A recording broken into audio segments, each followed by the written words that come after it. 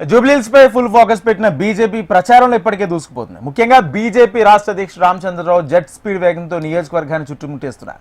November 2 నుంచి మరింత జోరు పెంచుతున్నారు. ప్రతి డివిజన్కు 2 ప్రజాప్రతినిధులకు బాధ్యతలు అప్పచెప్పారు. రాష్ట్ర, జిల్లా, మండల స్థాయి నేతలను మోహరించే విధంగా ప్రణాళికలను రచించారు. ప్రతి డివిజన్కు ఒక ఎమ్మెల్యే, ఒక ఎంపీ ఇన్ఛార్జీలుగా నియమించారు. నవంబర్ 2వ తేదీ నుంచి నేతలంతా ఇంటింట ప్రచారం చేయాలని హైకమాండ్ నేతలకు దిశానిర్దేశం చేశారు. ఎన్నికల ప్రచారం ముగిసే వరకు డివిజన్లోనే ఎమ్మెల్యేలు, ఎంపీలు ఉండి పార్టీ అభ్యర్థిని గెలిపించే పనిలో ఉండాలని దిశానిర్దేశం చేశారు. ఇదే అంశానికి సంబంధించి పూర్తి సమాచారం మా ప్రతినిధి ఆర్కే అందిస్తారు. ఆర్కే, రాజేంద్ర, ఏదైతే జూబ్లీస్ ఉప ఎన్నికలు జరుగుతున్నాయో ఈ ఉప ఎన్నికలపై ఇటు ప్రధాన మూడు పార్టీలైన బీజేపీ, కాంగ్రెస్, బీఆర్ఎస్ పార్టీలు దృష్టి పెట్టించాయి. దీనికి అన్ని పార్టీలు ప్రతిష్టాత్మకంగా తీసుకొని గెలుపే లక్ష్యంగా అడుగులు వేస్తున్న నేపథ్యంలో బీజేపీ కూడా మొదటి నుంచి కూడా ఇక్కడ గెలిచి రాష్ట్రంలో తమ సత్తా చాటాలనే ఉద్దేశంతోనే బీజేపీ పార్టీ కూడా మొదటి నుంచి ఇక్కడ ఒక ప్రణాళికబద్ధంగానే ఎన్నికల ప్రచారం నిర్వహిస్తుందని చెప్పొచ్చు. ఎందుకంటే ఎప్పుడైతే గోపీనాథ్ మరణం తర్వాత బై ఎలక్షన్లు కంపల్సరీ ఇక్కడ వస్తామని 6 నెలల లోపల బై ఎలక్షన్లు వస్తున్న నేపథ్యంలో అది ముందుగానే పసిగట్టిన బీజేపీ కేంద్ర మంత్రి కిషన్ రెడ్డి ఏదైతే తన కార్యక్రమాలు ఉన్నావో ఆ కార్యక్రమాలన్నీ ప్రతిసారి ఇటు వారంలో 1-2 సార్లు అక్కడే నిర్వహించే విధంగా ప్రణాళికల్లో పర్యటనలు చేసుకుంటూ అక్కడ కేంద్రం ఏదైతే నిధులు ఇస్తుందో ఆ నిధులతో అభివృద్ధి కార్యక్రమాలు చేపట్టడము, అదేవిధంగా బూత్ స్థాయిలో కార్యకర్తలు కలవడము, బూత్ స్థాయి కమిటీలు వేసుకోవడము, ఇంటర్నల్గా ఏదైతే ఎన్నికలకు సంబంధించిన అంశాలు ఉన్నావో ఆ అంశాలను మొదటి నుంచి కూడా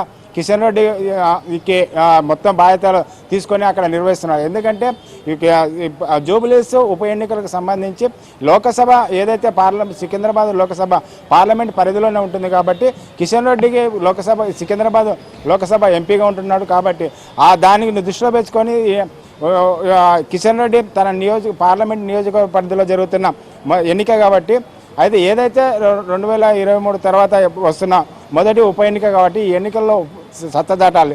ఎందుకంటే ఈ ఎన్నికల అనంతరం జిహెచ్ఎంసీ ఎన్నికలు కూడా వస్తున్నాయి కాబట్టి ఎన్నికలు గెలిస్తే సత్తా చాటి బీజేపీ అధిక మెజార్టీ కానీ గెలిస్తే కానీ రాబోయే జిహెచ్ఎంసీ ఎన్నికల్లో ప్రభావం చూపిస్తుంది కాబట్టి ఆ దిశగానే బీజేపీ అడుగులేస్తుంది. ఇప్పటి వరకు ఏదైతే నామినేషన్ ప్రక్రియ ముగిసింది, ర్యాలీలు చేశారు, అన్నీ అయిన తర్వాత అభ్యర్థిని ప్రకటించిన తర్వాత బీజేపీ ఇంటర్నల్గా చేసిన దానికి బాహ్యంగా కొద్దిగా వెనుకబడింది అని ఏదైతే ప్రచారం జరుగుతుందో ఆ ప్రచారానికి చెక్కు పెట్టే విధంగా గత 2 రోజుల ముందు చూసుకున్నట్లయితే మహాపాదయాత్ర నిర్వహించారు. దాదాపుగా 52 బూత్ కమిటీల నుంచి దాదాపుగా కేంద్ర మంత్రితో పాటు ఎమ్మెల్యేలు, ఎంపీలు, రాష్ట్ర జాతీయ నాయకులు కూడా అక్కడ పాల్గొని ర్యాలీలో పెద్ద ఎత్తున ఒకేసారి ఏదైతే కార్పెట్ బాంబింగ్ అంటామో ఆ విధంగా పాదయాత్ర నిర్వహించి బీజేపీ కార్యకర్తలు జోష్ పెంచారు.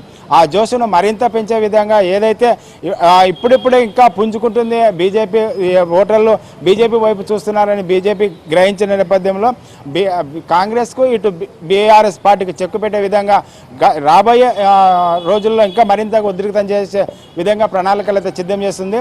రేపు నవంబర్ 2 నుంచి కూడా మరింతగా ప్రచారం చేయాలి, మరింత ఉధృతంగా చేయాలి. ఏదైతే ఈ జూబ్లీస్ పరిధిలో మొత్తం ఏదైతే రాష్ట్రంలో బీజేపీ నేతలు ఎవరైతే ఉన్నారో 8 మంది ఎంపీలు ఉన్నారు, 8 మంది ఎమ్మెల్యేలు ఉన్నారు, 3 ఎమ్మెల్సీలు ఉన్నారు. వీరందరినీ ఆ నియోజకవర్గంలో మోహరించే విధంగా ప్రణాళికలు అయితే సిద్ధం చేస్తున్నారు. ప్రతి డివిజన్కి ఒక ఎంపీ, ఒక ఎమ్మెల్యే ఇన్ఛార్జిగా నియమిస్తూ వారికి పూర్తి బాధ్యతలు ఏ విధంగా నిర్వహించాలి, ఏ విధంగా ఎన్నికలకు వెళ్ళాలి, ఏ విధంగా ఓటర్లను ఆకర్షించాలనే అంశాలతో పాటు ఏ విధంగా ప్రచారం చేయాలి, ఆ ప్రచారంలో ఏ అంశాలు ప్రధానంగా తీసుకోవాలనేది ఇప్పటికే రాష్ట్ర అధ్యక్షుడు రామచంద్రరావుతో పాటు కిషన్ రెడ్డిగా నేతలకు దిశానిర్దేశం చేశారు.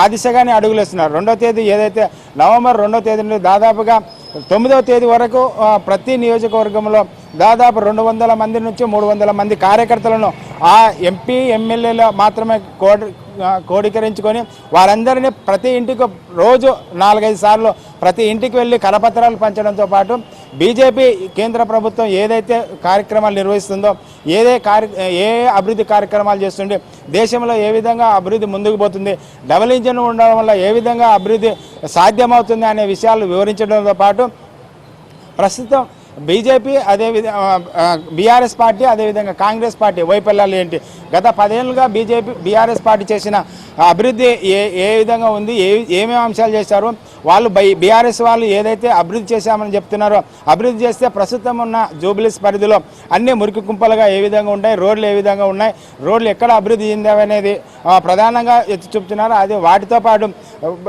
కాంగ్రెస్ గవర్నమెంట్ వచ్చి 2 సంవత్సరాలు అవుతుంది. ఈ 2 సంవత్సరాల్లో మేము అద్భుతంగా అభివృద్ధి చేస్తున్నాం, సంక్షేమ పథకాలు ప్రజలకు అందిస్తున్నామని చెప్తున్నారు. ఏవైతే 6 గ్యారెంటీల అంశాలు ఉన్నావో ఆ 6 గ్యారెంటీలు ఎక్కడ అమలు అవుతున్నాయి, ఎవరెవరికి అందించారు అనేటివి కూడా వివరంగా తెలుసుకొని ఏదైతే ఓటర్లు ఉన్నా ఆ ఓటర్లని అడిగి వాళ్ళ నుంచే ఫీడ్బ్యాక్ తీసుకోవాలనేది కూడా ప్రధానంగా బీజేపీ ఆలోచన చేస్తుంది. ఎందుకంటే ఇప్పటి వరకు చూసుకున్నట్లయితే 6 గ్యారెంటీలు ఏదైతే కాంగ్రెస్ ప్రభుత్వం ప్రకటించిందో వాటిని ఇప్పటి వరకు సరిగా అమలు చేయడం లేదు, అమలు చేయడంలో పూర్తిగా విఫలమైంది. ఏదైతే అలివికాని హామీలు ఇచ్చి ప్రజలను మోసం చేస్తున్నారు. కాబట్టి వీటిని ఏదైతే ఉన్న అంశాలను కూడా తీసుకొని పోవడం, జనాలకి వివరించాలనేదే బీజేపీ ప్రధాన ఎజెండాగా పెట్టుకుంది.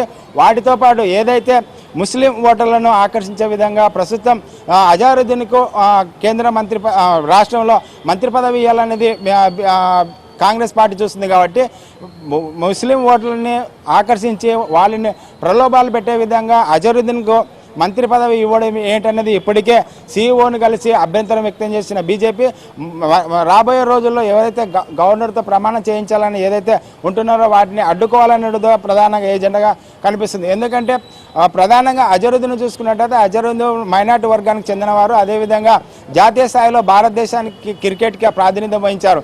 కాబట్టి ఆయన ప్రభావం చాలా ఉంటుంది. కాబట్టి వాటి ప్రభావం వల్లనే ముస్లిం ఓటర్లు అక్కడ జూబ్లీస్ పరిధిలో దాదాపుగా 1,32,000 పైగా ఉన్నారు. కాబట్టి వారిని ఆకట్టుకోవడం కోసమే అనేది ప్రధాన ఎజెండా కనపడుతుంది. అదేవిధంగా ఏదైతే హిందూ ముస్లిం ఏదైతే ఉందో వైరామ్యాలు ఏదైతే ఉందో ఇప్పుడు ప్రస్తుతం కాంగ్రెస్ అభ్యర్థి ప్రకటించిన నవీన్ యాదవ్ ఎవరైతే ఉన్నారో గతంలో ఆయన ఎంఐ పార్టీ నుంచి ఉన్నారు, ఎంఐ పార్టీ నుంచే ఆయన టికెట్ తీసుకున్నారు. ఇప్పుడు ప్రస్తుతం అసదుద్దీన్ ఓవైసీ ఉడవాడ కాంగ్రెస్ పార్టీలో టికెట్ ఇచ్చినప్పటికీ ఆయన దార్సలాం నుంచే టికెట్ తీసుకున్నారు. కాబట్టి ఎంఐఎం పార్టీకి తొత్తుగా కాంగ్రెస్ పార్టీ వివరిస్తుంది, ముస్లిం ఓటర్ల కోసమే ప్రధానం చేస్తుంది. కాబట్టి ఏదైతే ఎంఐఎం ప్రధానంగా ఇక్కడ జరుగుతున్నది కాంగ్రెస్ బీఆర్ఎస్ బీజేపీ కాదు, ఎంఐఎం పార్టీ బీజేపీ మధ్యనే అనేది ప్రధాన ఏజెండాగా ముందుకు తీసుకెళ్ళాలి. ఎంఐఎం ఒకవేళ నవీన్ యాదవ్ కాంగ్రెస్ పార్టీ గెలిస్తే ఎంఐఎం ఆగడాలు మధ్యపోతాయి. కాబట్టి వీటిని అన్నింటినీ అరాచకాలను అవినీతిని అరకట్టాలంటే బీజేపీ పార్టీకి ఓటేయాలనేది ప్రధాన ఏజెండాగా ముందుకెళ్లాలన్నది బీజేపీ ప్లాన్గా కనిపిస్తుంది. Rajendra, right, thank you RK.